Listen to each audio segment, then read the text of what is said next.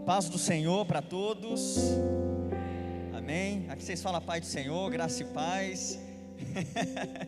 A paz do Senhor, é uma alegria imensa poder estar aqui novamente com vocês. Uma igreja que eu aprendi a amar, admirar muito. Que Deus continue abençoando grandemente a vida de cada jovem aqui presente. Pastor Hugo, prazer estar aqui novamente, obrigado pelo convite.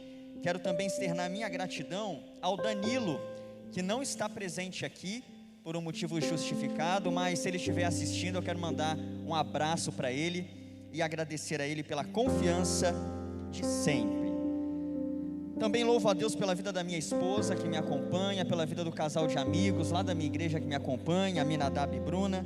É sempre um prazer ter a companhia deles na ministração da palavra. Jovens, por favor, tome a sua Bíblia aí na sua mão e abra no Evangelho de João. Evangelho de João, capítulo 11,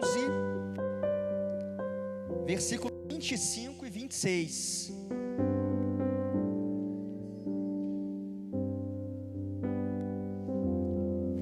Tema muito interessante que nós vamos estar falando aqui. Muito interessante mesmo, principalmente devido à época que nós estamos vivendo. Não é verdade? Uma época rodeados de tanta morte, tantas pessoas enlutadas. Precisamos lembrar que Jesus é a ressurreição e a vida. Você crê assim? Que Jesus é a ressurreição e a vida? Nós vamos meditar nesse assunto nessa noite. Evangelho de João, capítulo 11, versículo 25 e 26. Os jovens que acharam, digam amém. Glória a Deus. Obrigado, querido.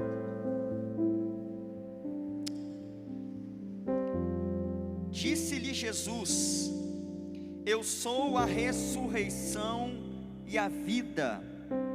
Quem crê em mim, ainda que esteja morto, viverá.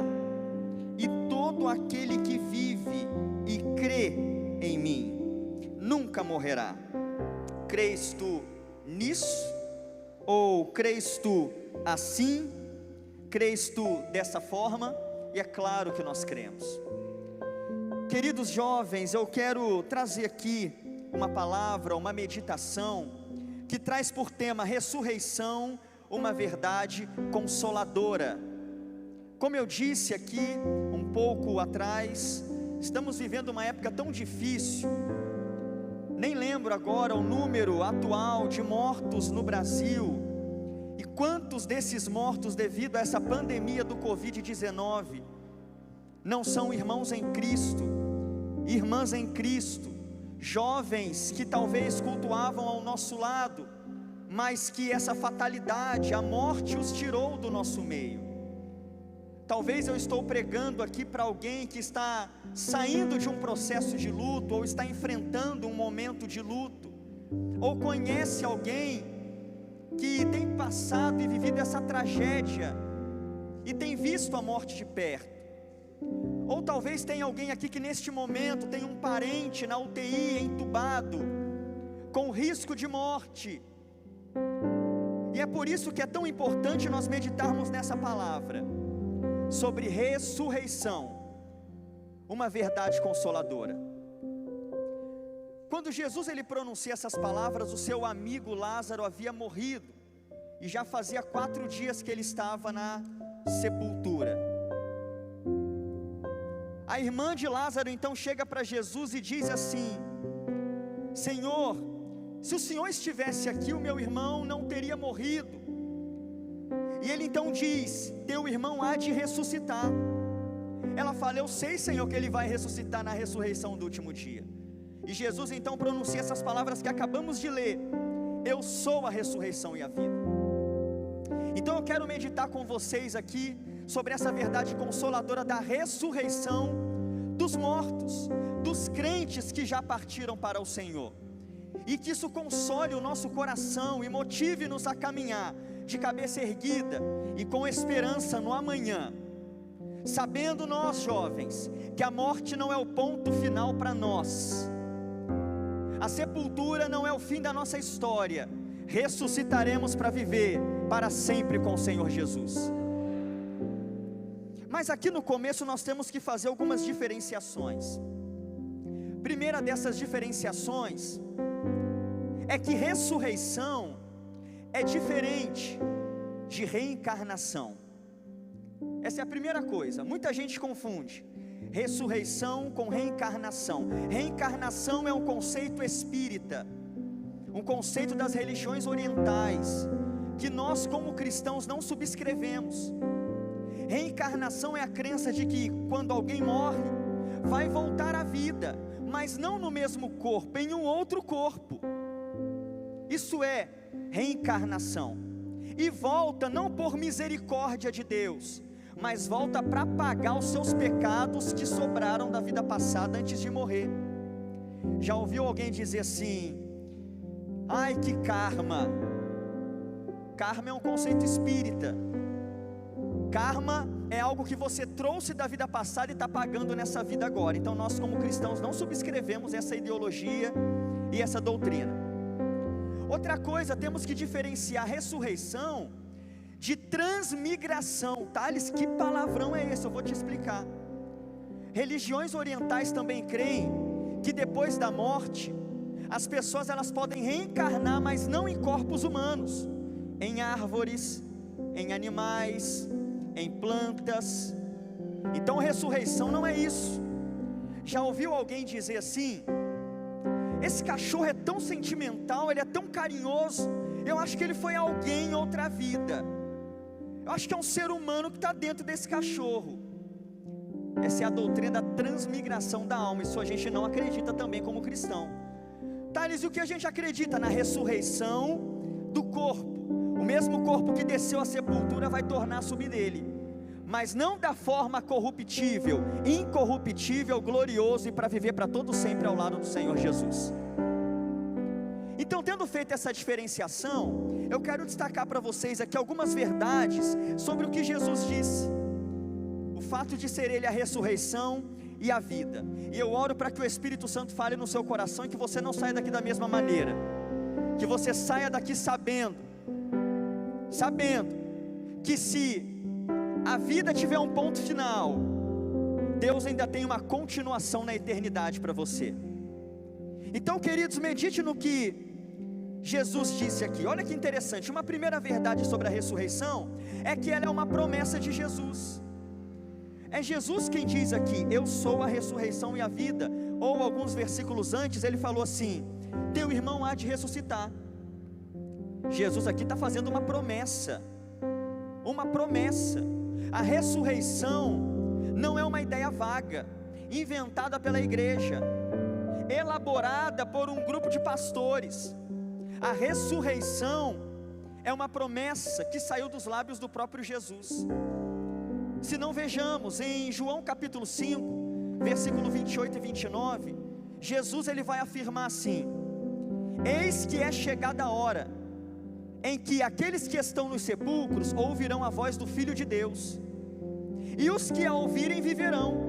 Uns sairão para a ressurreição da vida, outros sairão para a ressurreição da condenação. Então Jesus prometeu que aqueles que desceram à sepultura tornarão a subir dela, através da ressurreição. Aqueles que confiaram em Cristo como Salvador, ressurreição da vida. Aqueles que rejeitaram as oportunidades de salvação e não quiseram a Jesus em sua vida, ressurreição para condenação.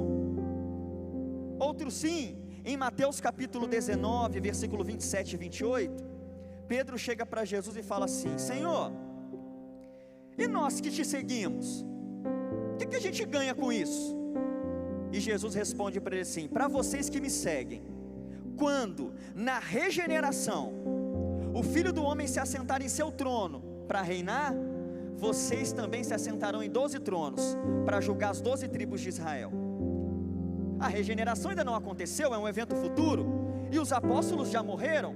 Isso significa que Jesus prometeu a eles a ressurreição. Eles vão ressuscitar e vão reinar junto com Jesus. Agora, essa promessa do Novo Testamento que saiu dos lábios de Jesus, ela também é confirmada pelo Antigo Testamento.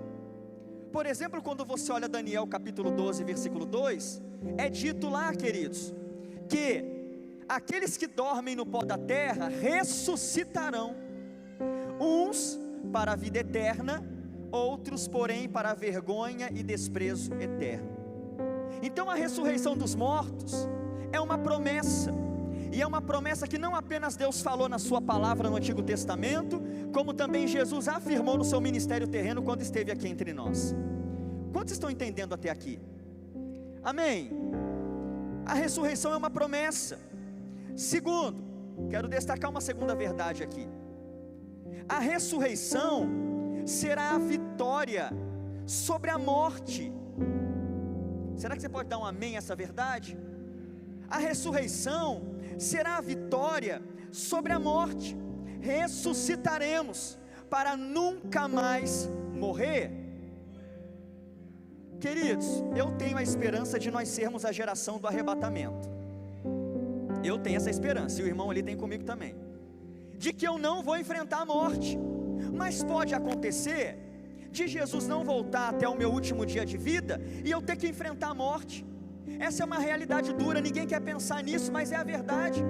Se Jesus não voltar até lá, daqui a 100 anos, nem eu nem você estaremos mais aqui. Mas sabe qual é o consolo da ressurreição? É que ela trará para nós a vitória sobre a morte. A morte não é para nós o ponto final, nem o fim da nossa história. Tornaremos a vida pelo poder de Deus. E aqui, já que estamos falando sobre ressurreição, é impossível falar sobre ressurreição sem falar sobre a morte. O que é morte? Você já parou para pensar? A gente está numa época que a gente ouve falar tanto sobre a morte, e a Bíblia fala que a morte é separação. É o que? Separação. Por exemplo, Tiago capítulo 2 versículo 26 fala que assim como o corpo sem o espírito está morto, assim a fé sem obras é morta. O que Tiago está dizendo? Tiago está dizendo primeiro que nós somos feitos de uma parte material e de uma parte imaterial, que você chama de espírito ou chama de alma. A morte acontece quando há separação da alma ou do espírito do corpo. Acontece a morte. Ressurreição, portanto, é o que? É a junção novamente da parte material com a imaterial. Então morte, separação. Ressurreição, a alma torna a entrar no corpo novamente. E fazendo eco a isso, se você olhar 1 Reis capítulo 17 versículo 21, você vai notar que a primeira ressurreição na Bíblia, o filho da viúva de Sarepta, o profeta Elias, ora por ele e diz assim: Senhor, rogo que a alma deste garoto torne a entrar nele. Olha o que é a ressurreição. E a alma do menino entra novamente nele e ele volta à vida. Queridos, e aí eu quero comentar algo com vocês aqui, de que eu sou muito pé atrás, tendo em vista a realidade da morte e da ressurreição na Bíblia. Eu sou muito pé atrás com essas experiências de quase morte, que geralmente aparecem aí na internet. Veja, este homem morreu, e foi no céu, e viu visões, foi no inferno, e viu visões, e voltou para contar. Eu já vi muito isso, acredito que você já viu também. Por quê, queridos? Porque geralmente, essas experiências que acontecem, trazem verdades completamente diferentes daquelas apresentadas pela Bíblia. E eu fico me perguntando, pastor Diogo, qual é o propósito de Deus? Qual é o propósito de Deus levar alguém na alma ou no espírito, no céu ou no inferno, para apresentar verdades que a própria Bíblia já apresenta no seu corpo? Qual é a necessidade? Se eu quero saber sobre céu, eu vou nos evangelhos. Jesus falou muito sobre o reino dos céus. Paulo, ele falou muito sobre o céu nas suas epístolas. João no Apocalipse. Se eu tenho curiosidade de saber sobre a realidade da condenação eterna, Jesus foi aquele que mais falou sobre o inferno do que sobre o céu. Então por que eu preciso de verdades novas? E geralmente essas pessoas que têm experiência fora do corpo, trazem verdades completamente contrárias à Bíblia. E como a ressurreição é um milagre, e um milagre vem para autenticar a verdade de Deus, eu não acredito que Deus faz um milagre, que é ressuscitar alguém, para trazer uma mensagem mentirosa. Então, queridos, eu tenho os dois pés atrás com esse tipo de experiência. Mas já que estamos falando sobre esse assunto, temos que meditar sobre algumas coisas aqui. Primeiro, será que você já teve a dúvida? Será que você alguma vez na sua vida já se perguntou assim: o que será que acontece depois da morte? O que a Bíblia apresenta? Quando morremos, para onde a nossa alma vai? Para onde vamos? O que acontece? Até porque, queridos, diga-se aí de passagem, não conhecemos ninguém que morreu e voltou para contar como é que é lá. Então dependemos do quê? Da verdade suprema da Bíblia. E o que a Bíblia ensina sobre a morte? Eu quero meditar com você aqui a respeito disso, porque para falarmos de ressurreição temos que conhecer a realidade da morte e o que a Bíblia fala sobre ela. Então, como eu disse, em primeiro lugar, a morte é separação. Gênesis 35:18 fala a respeito de Raquel, uma mulher que morreu no momento do parto, e diz lá que saindo-lhe a alma, porque morreu, chamou o seu nome Benoni, mas o seu pai lhe chamou Benjamim. Então no momento do parto, a alma de Raquel sai e ela morre. Tiago 2:26 também fala que o espírito, quando está fora do corpo, a pessoa morreu. Mas depois disso o que acontece? Gênesis 3:19, porquanto és pó, Adão, e ao pó te tornarás, o corpo volta ao pó. Eclesiastes 12:7, e o corpo volte à terra como era, e o espírito volte a Deus que o deu. O corpo vai para a terra para ser sepultado, e o espírito volta para onde? Para Deus. Ou você chama de espírito ou de alma, eu não faço essa distinção. E depois, lá em Lucas 16, versículo 22, Jesus contando a história, é uma história, não é uma parábola, a história do rico e de Lázaro. É dito que Lázaro, quando morreu, veio os anjos de Deus e o levaram, o conduziram para o céu. Eu acredito que acontece isso com todo justo. Quando o justo falece, a sua alma deixa o seu corpo, os anjos de Deus vêm até ele, levam a sua alma e o conduz ao paraíso, ou seio de Abraão, como você queira chamar.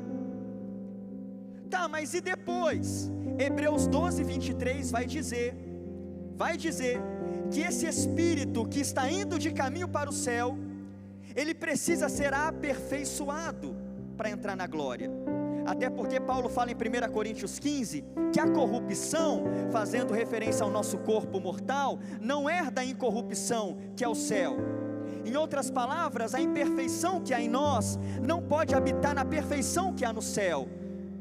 Então a alma de um justo, quando vai para o céu, ela é aperfeiçoada para entrar na glória.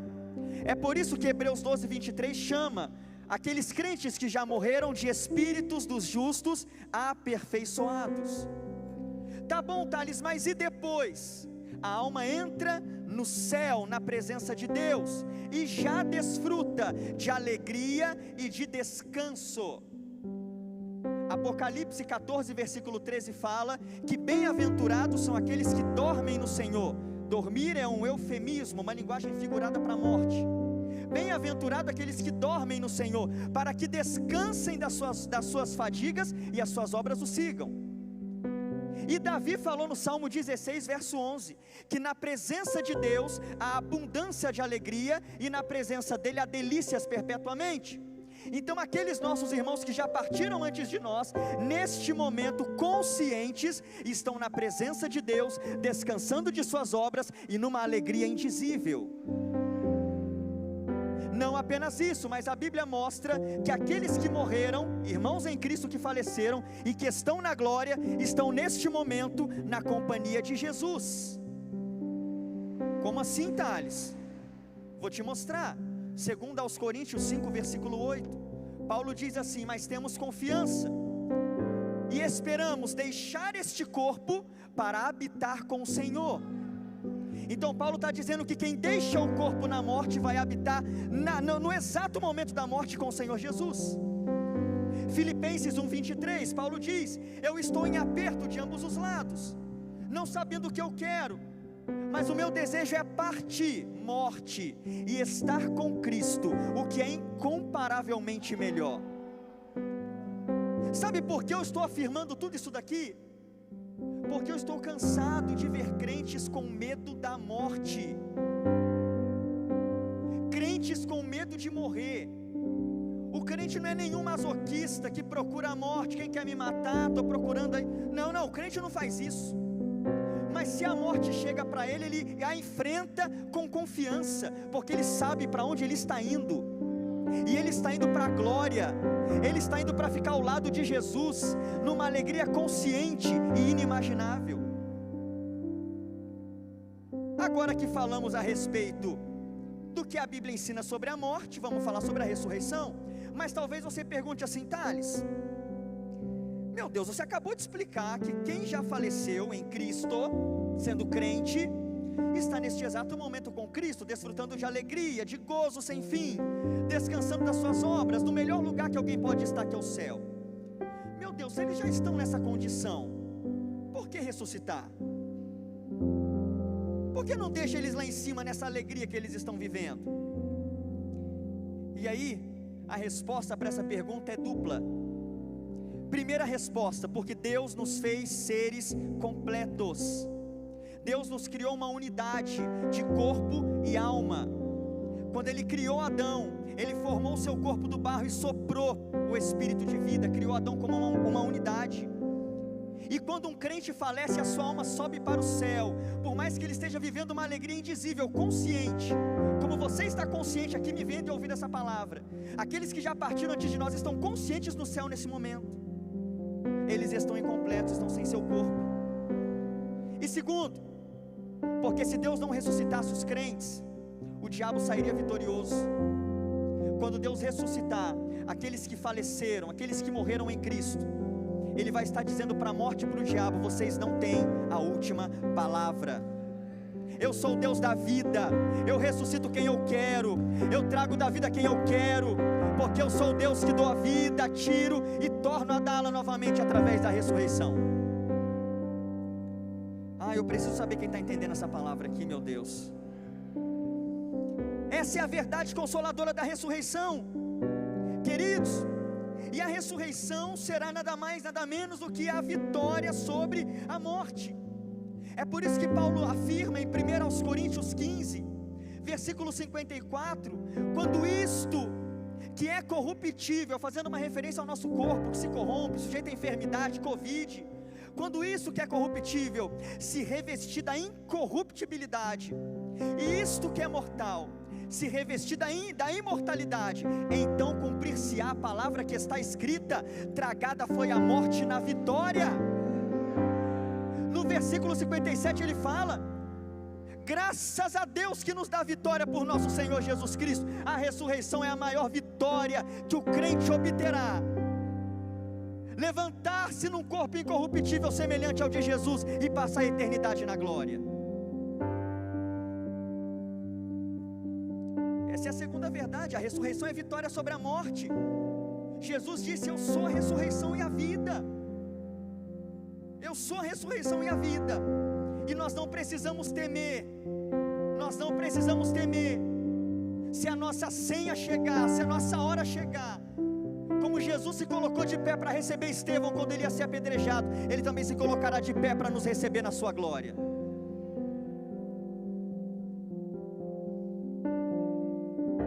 Quem conhece a verdade bendita da ressurreição não teme a morte. Não teme a morte. 3. A ressurreição terá lugar quando, Thales? No arrebatamento da igreja. Thales, você está falando de ressurreição, mas quando essa ressurreição acontecerá? Quando que os mortos ressuscitarão? Quando que aqueles que faleceram e partiram para o céu antes de mim se levantarão dos sepulcros? No arrebatamento da igreja. E eu quero olhar com você aqui, queridos, 2 textos. Pega a sua Bíblia em mãos aí, por favor, e abra no primeiro texto, 1 aos Tessalonicenses, capítulo 4.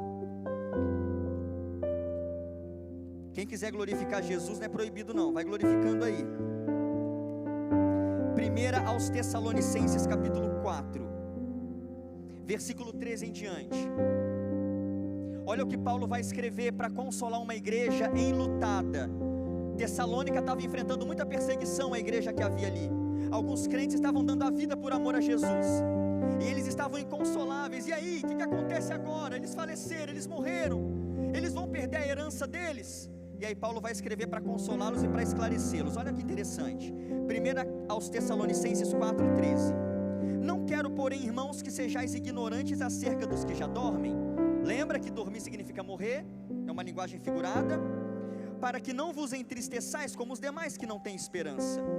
Porque se cremos que Jesus morreu e ressuscitou, assim também os que em Jesus dormem, Deus os tornará a trazer com Ele.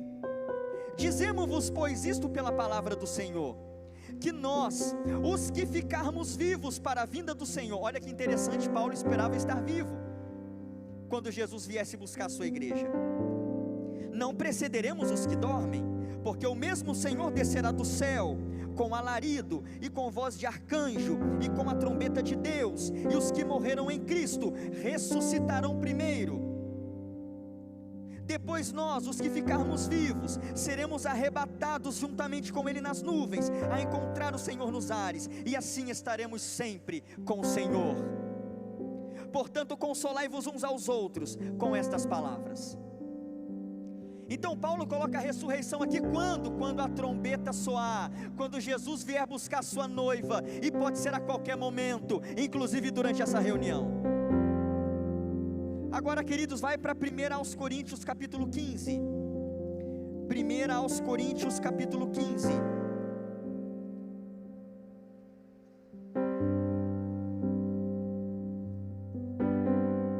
versículos 51 e 52. 1 aos Coríntios capítulo 15, versículos 51 e 52. Diz assim: eis aqui vos digo um mistério, na verdade nem todos dormiremos, mas todos seremos transformados, num momento, num abrir e fechar de olhos, ante a última trombeta, porque a trombeta soará, e os mortos ressuscitarão, incorruptíveis, e nós seremos transformados.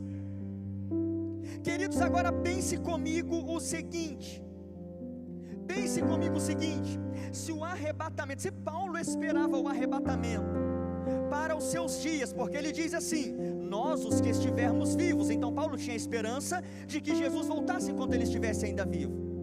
Se o arrebatamento da igreja pode acontecer a qualquer instante, isso significa que a ressurreição também pode acontecer a qualquer momento. E como implicação, isso traz para nós o seguinte: quando perdemos um irmão querido, quando perdemos um familiar crente em Jesus, escute isso aqui, quando perdemos alguém querido, um amigo, um familiar, um irmão da igreja, nós não dizemos adeus, nós dizemos até breve, até logo, até daqui a pouco, porque a qualquer momento a trombeta vai soar, a qualquer momento Jesus vem nas nuvens buscar sua noiva, e aqueles que estão dormindo no pó da terra nesse momento, vão ressuscitar, vão se levantar incorruptíveis, e todos nós estaremos juntos com Jesus nos ares. Oh, Jesus maravilhoso! E aí, queridos, e aí, eu quero aqui responder uma outra pergunta muito comum quando falamos desse assunto.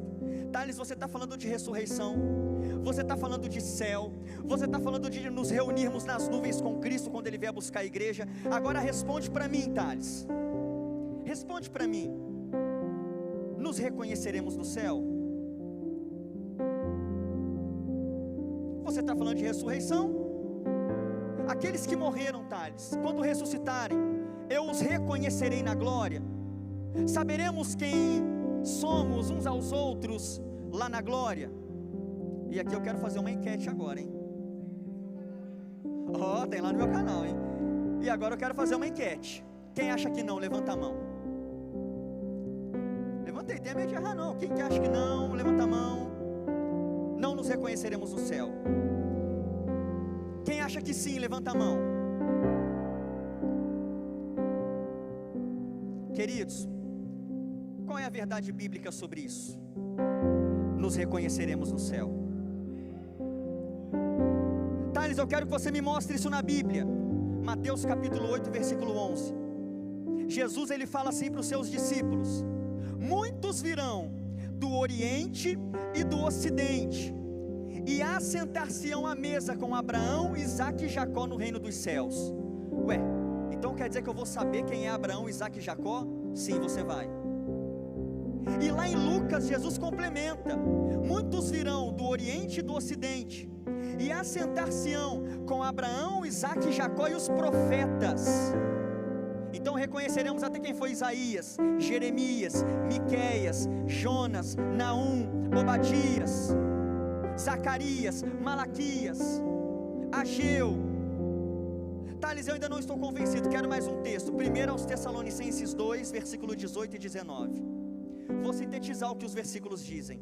Paulo está escrevendo aos Tessalonicenses, ele diz assim: vocês, igreja de Tessalônica, quando Jesus vier buscar a sua igreja, quando Jesus vier nos buscar, vocês naquele dia serão a nossa alegria e coroa. Sabe o que Paulo está dizendo? Que quando Jesus o estivesse galardoando pelas almas que ele ganhou em Tessalônica, Paulo se alegraria em ver cada um dos tessalonicenses lá. Paulo olharia para eles e se alegraria, se gloriaria em vê-los no céu junto com ele. Então sim, nos reconheceremos no céu. E aqui eu quero usar uma frase do pastor Napoleão Falcão. Certa vez eu escutei ele falando, ele disse assim: eu me recuso a acreditar que o meu conhecimento no céu vai ser inferior ao meu conhecimento da terra. Aqui, se você me ver na rua, você me reconhece. Se eu te ver na rua, talvez eu te reconheça. Quer dizer que no céu eu não vou reconhecer meus familiares, não vou reconhecer meus amigos, meus irmãos em Cristo. Nos abraçaremos lá em cima, nos confraternizaremos lá em cima e diremos: você venceu, que bom que você está aqui, que bom te ver aqui, meu irmão. Vencemos as adversidades, as tentações, e agora estamos com Cristo para todo sempre. Ah, Thales, mas agora eu tenho uma pergunta aqui para você, seríssima. Então, se vamos nos reconhecer no céu, e se eu não encontrar algum amigo no céu? E se eu não encontrar algum familiar no céu? Como é que eu vou ser feliz no céu, sabendo que um familiar ficou, sabendo que um amigo ficou na terra e não subiu para a glória? Que pergunta, hein? Que pergunta, já teve essa dúvida? Pode ser sincero, já teve essa dúvida? E sabe qual é a resposta? Não podemos pensar no céu com a nossa mentalidade daqui. Queridos, a nossa compreensão do amor de Deus, da justiça de Deus, da graça de Deus no céu, será tão grande, tão inimaginável, que nós vamos entender que aqueles que não estão lá não por causa de Deus, mas porque não quiseram estar lá, e rejeitaram todas as oportunidades de amor, misericórdia e graça, que Deus insistentemente deu a eles, no decorrer de toda a sua vida. E nós louvaremos a Deus pela sua justiça, misericórdia, pelo seu amor, demonstrado em todo o período aqui na terra. Então nós não nos entristeceremos no céu. Nós adoraremos a Deus pela sua justiça, misericórdia e graça. A ressurreição terá lugar no arrebatamento da igreja, e pode ser a qualquer instante. 4, essa é mais uma e eu termino. 4, a ressurreição é um milagre que só Deus pode operar. A ressurreição é um milagre que só Deus pode operar. Só Deus pode dar vida. Só Deus concede vida. Vai ver as pragas do Egito. Os magos do Egito conseguiram falsificar rio transformado em sangue, conseguiram falsificar rãs, mas quando chegou a praga dos piolhos, não conseguiram, porque só Deus pode trazer vida. Não conseguiram criar piolhos, e ainda admitiram: isso é o dedo de Deus, só Deus pode. Jó afirmou em Jó 1, versículo 21, Deus é quem dá a vida e Deus é quem atira, ninguém mais pode fazer isso. Só tira se tiver a permissão dele. Tanto é que o diabo tocou em Jó, mas não pôde tirar a vida dele, porque Deus proibiu e colocou limite. A ressurreição é um milagre de Deus. E sabe por que eu estou dizendo isso? Sabe por quê? Porque aqui eu quero responder outra pergunta. Já me perguntaram muitas vezes assim: Thales, você fala aí que Deus vai trazer a vida novamente àqueles que morreram em Cristo, por ocasião do arrebatamento. Você tem dito aí que o mesmo corpo que desceu à sepultura é o que vai tornar a subir dela, que Deus vai trazer as pessoas à vida novamente. Mas e aqueles que foram cremados? E aqueles que morreram comidos de tubarão? E aqueles que morreram num acidente trágico, caixão lacrado, não teve nem velório? E aqueles que morreram em outras circunstâncias, carbonizado, e o corpo se deteriorou, não teve nem velório, nem sepultura teve para ele? Como é que Deus vai fazer com esse tipo de situação? E sabe o que eu quero dizer para você? Deus fará com eles o mesmo que fará com qualquer outro que morreu com qualquer outro tipo de morte. O mesmo Deus que criou o corpo é poderoso para restaurar o corpo, independente das condições da morte. Lucas 1,37 diz que para Deus nada é impossível.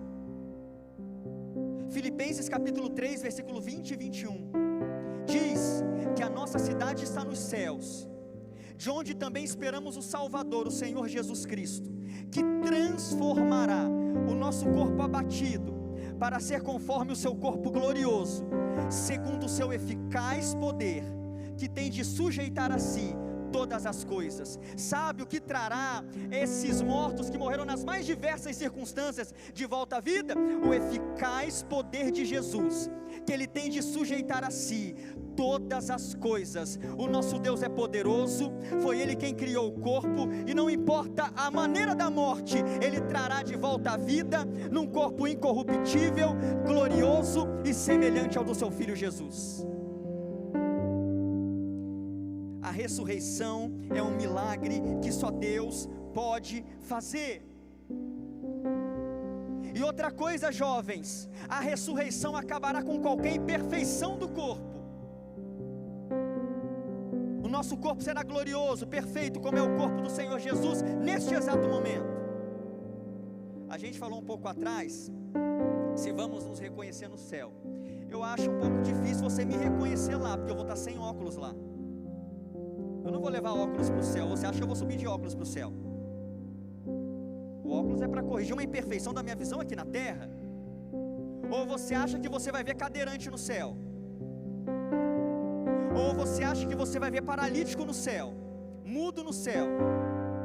Ou você acha que você verá cegos no céu, pessoas com deformações físicas no céu? Não, é tudo para aqui, para essa vida, que estamos sujeitos a tudo isso. Lá no céu nosso corpo será perfeito, glorioso, semelhante ao corpo da glória do Senhor Jesus. A ressurreição é um milagre que só Deus pode operar, e Ele vai operar. Ele vai operar quando a trombeta soar. Aqueles que dormiram em Cristo ressuscitarão gloriosos e incorruptíveis. Por fim, quinto lugar, a ressurreição deve alimentar a nossa esperança. Queridos, eu cheguei aqui ao objetivo da mensagem. Ao objetivo da mensagem. Lembra o texto de Tessalonicenses que a gente leu? Paulo, ele fala sobre a ressurreição e o arrebatamento. Ele termina como? Consolai-vos uns aos outros com essas palavras. A ressurreição deve servir para nós de consolo. Eu não vim aqui satisfazer a curiosidade. Nossa, que legal, estou saindo daqui sabendo como é o céu e sabendo o que acontece depois da morte. Eu vim aqui para te encher de esperança. Eu vim aqui para fortalecer a tua fé. Você que talvez entrou aqui e morre de medo da morte, tem medo de morrer, tem medo do Covid porque não tem esperança no mundo por vir. É para você que eu estou pregando. Se você é um salvo, lavado, remido, perdoado por Jesus, o céu é o seu lugar. Para você que perdeu um parente, um irmão em Cristo, não foi o fim para ele, ele está na glória com Jesus e você vai revê-lo em breve. É para isso que eu trago essa palavra, e é para isso que Jesus disse: eu sou a ressurreição e a vida. A morte não é o ponto final da nossa história, é o começo da eternidade com Jesus. Se coloque de pé, eu quero orar com você. Nada melhor do que terminar uma palavra como essa orando. e pedindo para que o Espírito Santo aplique essa palavra no coração de cada um. Eu sei que eu não trouxe essa palavra aqui em vão, eu sei que essa palavra tem endereço certo, tem destino certo, e a minha oração é que você saia daqui consolado, fortalecido com a sua fé, edificada no Senhor, e principalmente no seu futuro. A sua história está nas mãos de Deus, o seu futuro está nas mãos de Deus, a sua eternidade está nas mãos de Deus. Feche os seus olhos, ore comigo. Senhor Deus Todo-Poderoso, obrigado pela Tua palavra e pela esperança que ela nos fornece. Pai querido, porque sabemos que se viermos a enfrentar a morte, ela não é o nosso ponto final, não é o nosso destino eterno. O nosso destino é ao Teu lado, é contigo, é na glória, desfrutando de alegrias indizíveis. Deus, somente o Senhor conhece o coração, a alma de cada jovem, temores, anseios, necessidades. Senhor, eu peço a Ti, repreende todo medo do amanhã, repreende, ó Pai querido, todo medo da vida por vir. Ó Deus querido, dê a cada jovem aqui a certeza da vida eterna, a certeza, Senhor, de morar contigo e de ficar com o Senhor para todo sempre. Senhor, Te glorificamos pela Tua promessa gloriosa da ressurreição. Te exaltamos, ó Pai querido, porque se morremos aqui, ouviremos a Tua voz nos chamando da sepultura, e levantaremos incorruptíveis e gloriosos para estar contigo para todo sempre. Bendito seja o Teu nome, Deus, pela Tua palavra. Te glorificamos. Amém e amém.